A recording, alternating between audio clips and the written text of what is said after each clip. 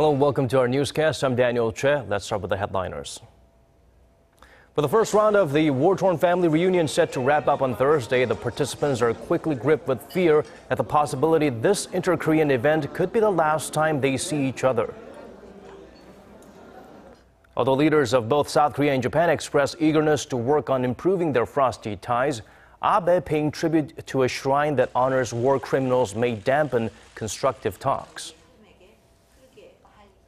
Having already beaten world football powerhouse Brazil at the Under-17 Soccer World Cup, Team South Korea is on a roll, this time downing Guinea. We start with the second day of the family reunions at the Mount Kumgang resort in North Korea. The group meeting is currently underway, which will wrap up today's schedule. Let's connect to our Connie Kim at the Inter-Korean Dialogue headquarters in Seoul for the latest. Connie? Well, Daniel, families are trying to make the best out of today's last schedule. They certainly do look much more comfortable today from yesterday, where it was a rush of emotions and tears. Now, they say that they feel a lot more closer to each other after sharing personal stories during individual meetings.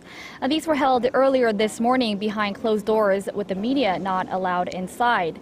Now, gifts were exchanged with North Korean alcohol, scarves, and tablecloths given to the South Korean families. During lunch, there were scenes of families holding toasts with North Korean beer and North Korean families offering pear juice made from the north to their loved ones.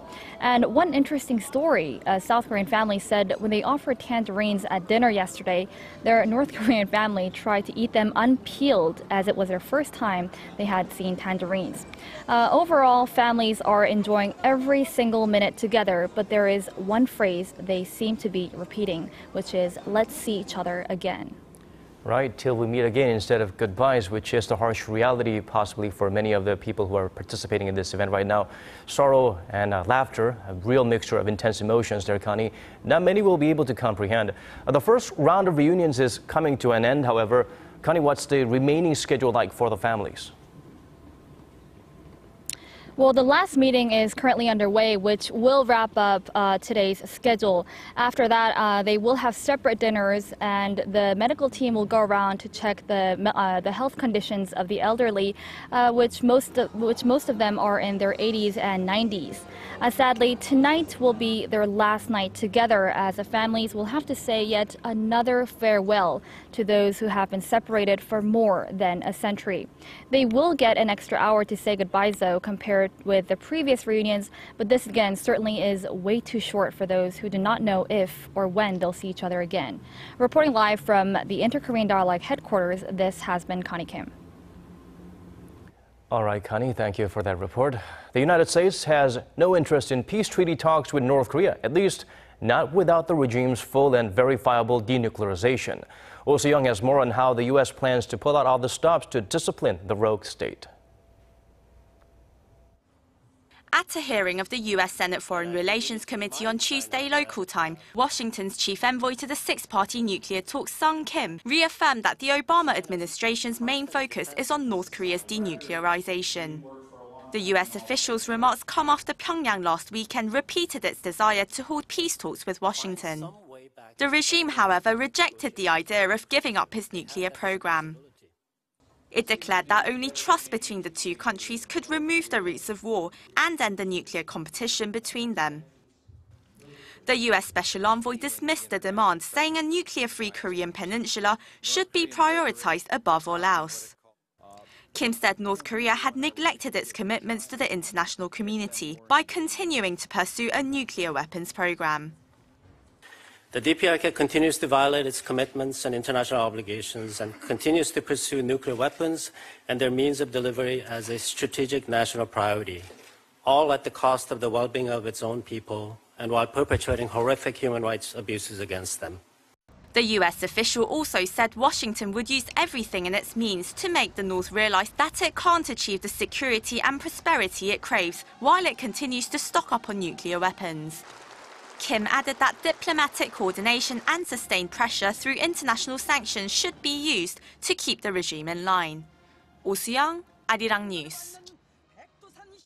Even though South Korea reiterated its stance on Japan needing prior approval when deploying its troops to North Korea during wartime, Japanese media says that South Korea has no jurisdiction in the communist regime, and thus Japan needs no approval from Seoul. Kim Hyun-bin has more. Several Japanese news outlets reported on Wednesday that Tokyo does not need Seoul's prior approval if sending its self-defense forces to North Korea during wartime. Japan's Nihon Keizai Shimbun stated that South Korea's jurisdiction lies south of the border and that Japan does not have to seek Seoul's approval to send troops into North Korea. Japan's Asahi Shimbun also reported that South Korea's defense minister Han Min-koo tried to emphasize that Japan needs to seek approval, but failed to mention whether North Korea was part of the country's jurisdiction. The reports come a day after South Korea's defense minister Han Min-koo held rare talks with his Japanese counterpart Gen Nakatani on Tuesday. Han reaffirmed Korea's stance that Japan needs prior approval before deploying any Japanese forces to the Korean peninsula, as North Korea is considered South Korean territory under constitutional law. But instead, Nakatani replied, saying Tokyo would abide by international law, which sees North Korea as a separate nation. Experts believe the involvement of Japanese troops in the communist regime during wartime will likely be the focus of trilateral defense talks between Seoul, Tokyo, and Washington in the future. Kim Hyun-bin, Arirang News. Leaders of both South Korea and Japan have expressed hopes for improving bilateral relations. Because of historical issues, the relations have been quite frosty in recent years. Hwang Sung-hee looks into whether it can lead to improved ties from here on. 이번 한일중 정상회의를 계기로 한일 양국 관계를 가로막고 있는 장애물을 제거하고 미래 지향적 발전 방향을 깊이 논의할 수 있기를 바라고 있습니다. Last week in Washington, President Park expressed hopes for a more amicable future with Japan. On Wednesday, in a video message to a Korea-Japan friendship meeting in Seoul, she reiterated that the two neighbors should move toward a new future based on the spirit of a correct sense of history and friendship. Korea-Japan relations are at a historic low as Tokyo continues denying its historical wrongdoings, including its wartime sexual enslavement of Korean women. This has kept the two leaders from holding a summit since both of them took office. Yet, in a video message for the same event, Prime Minister Abe said he hopes to further improve Japan's ties with Korea, calling it one of Japan's most important partners. But on Sunday, Abe made an offering at the controversial Yasukuni War Shrine, raising doubts about his sincerity. The shrine honors millions of Japan's war dead, including Class A war criminals, and any action to pay tribute there by the Japanese leadership frustrates Korea. All this comes less than 2 weeks before Seoul hosts a trilateral summit with Tokyo and Beijing, where President Park and Abe are expected to hold their first summit. But Abe's contradictory actions and words keep many skeptical about how much progress will be made in thawing the current frosty bilateral relations. Hwang Sang-hee, Arirang News.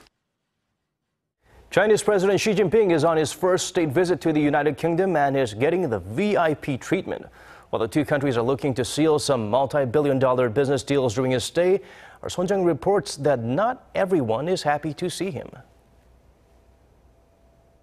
China's President Xi Jinping was formally welcomed as an honored guest at Buckingham Palace, where Queen Elizabeth II hosted a state banquet for Xi and his wife. Also, in an 11-minute speech to both houses of parliament, Xi lauded China's links with Britain, saying he hoped the visit would take economic ties to a new level. It is fair to say that China and the UK are increasingly interdependent and are becoming a community of shared interests.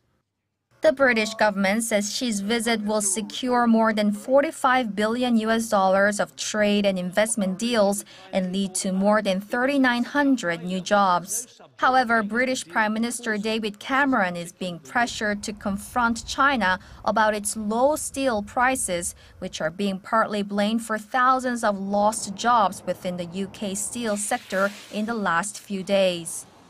Opposition politicians are meanwhile urging Cameron to raise concerns about China's human rights record, which has deteriorated since Xi took power 3 years ago. Hundreds of demonstrators gathered outside the Houses of Parliament on Tuesday to protest against ongoing police operations in the country, where hundreds of lawyers and rights activists are believed to have been tortured in detention. 손정인, Arirang News. Moving on to other stories, according to Korea's finance minister, labor market reforms will, in the long run, benefit society as a whole. Speaking at a job fair, Choi Kyung-hwan said that reforms will be a win-win for everyone as they will lift Korea's growth potential and boost employment opportunities. He added the current labor market structure is outdated and the dual market structure needs fixing. A dual labor market refers to the gap between regular employees with stable jobs and irregular ones with much less job security. In a separate meeting with small business operators, the minister explained that reducing the country's working hours will also bring such benefits as job creation and enhancing the quality of life. The driving force behind economic growth here in Korea, backed by the country's largest conglomerates, is slowly waning, a trend that's spurring worries that heavy reliance on mega corporations could seriously challenge the local economy. Shin Se-min has this report. An economy dependent on mega conglomerates. Korea's top 30 business groups generated 207 trillion won, or over $183 billion in value added last year. But that's down 0.6% from the year before, signaling trouble. A report by CEO Score, an online corporate productivity evaluation company, indicates the value added by all business units of the largest 30 conglomerates backtracked by 0.5 percentage point in GDP contribution. What used to stand at over 15% last year ticked down to 14.6%. This comes as performance at the country's leading firms has sunk on the back of slowing demand both home and abroad. The total value added includes net profits, labor and rental costs, as well as depreciated costs. By firms, Samsung Group registered the largest amount in value added at nearly $60 billion. Its leading arm, Samsung Electronics, posted $34 billion, a near 14% drop on year, dragging down the country's GDP by 0.45%. Hyundai Motor and POSCO generated nearly $30 and $7 billion respectively. Ultimately, it boils down to creating new industries that will drive up growth. And we can see that happen by reforming the structure of sectors so that firms across the board can prosper evenly. Citing Nokia and the blow it dealt to the Finnish economy, experts say relying on the success of large corporations cannot sustain the local economy in the long run, adding that a structural transformation should take place as early as possible. Shin Se-min, Arirang News. Science ministers from 57 countries have adopted a joint declaration charting the vision and guidelines for sustainable growth through science development. Dubbed the Daejeon Declaration on Science, Technology and Innovation Policies for the Global and Digital Age, it deals with policies that ensure countries promote the development of science and technology in combating a wide range of issues, from climate change to epidemic diseases. The statement wraps up the two-day OECD Ministerial Science meeting in Daejeon, Korea's technological research hub, rather than its customary setting in Paris. The winner of the 7th Chopin piano competition was announced early Wednesday morning in Poland. A very young Korean pianist named Cho Sung-jin was the winner, and Lee Soo-eun introduces us to the first Korean to win this world-renowned competition. This is Cho Sung-jin.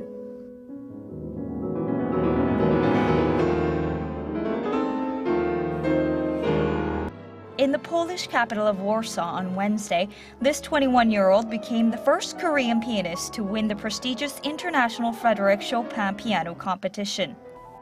These days I only play Chopin. I can see many things in the score, and so the Chopin competition helps the participant understand more about music by Chopin. After 4 hours of contemplation, the judging panel finally selected the Paris Conservatoire student from Korea over 77 other contestants from 19 countries. The concours has been held every 5 years since 1927 in Warsaw in memory of the Polish composer Frédéric Chopin. It's one of the top 3 music competitions in the world. He's pretty much won every competition that a pianist needs to win. Never mind the domestic field, he was the youngest ever to win the youth Chopin competition and the first Asian to win the Hamamatsu competition in 2009. The $37,000 prize money is a nice bonus. But more importantly, the young pianist Cho Sung-jin has achieved momentum for his musical career, beginning with Wednesday night's gala show in Chopin's home city of Warsaw. Lee-Soo-in, Arirang News. Let's turn our spotlight to the world of sports now. Team Korea is looking invincible with another victory at the FIFA Under-17 World Cup in Chile Tuesday. The junior Taeguk Warriors defeated Guinea, inking the stat sheets minutes before time expired, courtesy of Oh Se-hoon's net scorcher. With the win, Korea secures a ticket to the Sweet 16 regardless of the result against England in their final group match Friday. This is the first time Korea won the first two games of the group stage at a FIFA men's competition. What's noteworthy is their opening win came at the expense of world football powerhouse Brazil. If Korea wins Group B, they will face one of the third-place seeds. Team Korea will face the runner-up from Group F if they finish second in the group.